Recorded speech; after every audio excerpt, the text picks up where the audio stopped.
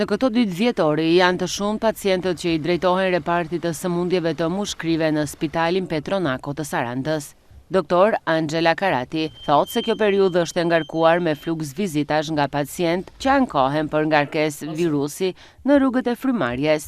Vizitorin kryesisht infeksionet e rrugëve të sipërme respiratore, të cilat kryesisht trajtohen thjesht në mënyrë konservative, pra thjesht duke këshilluar pacientin që të hidratohet, të monitorojë temperaturën dhe më pas nëse këto simptoma persistojnë, atëherë i rekomandojmë që të vi sërish për kontroll dhe për të parë mundësinë e shtimit të ndonjë mjekimi.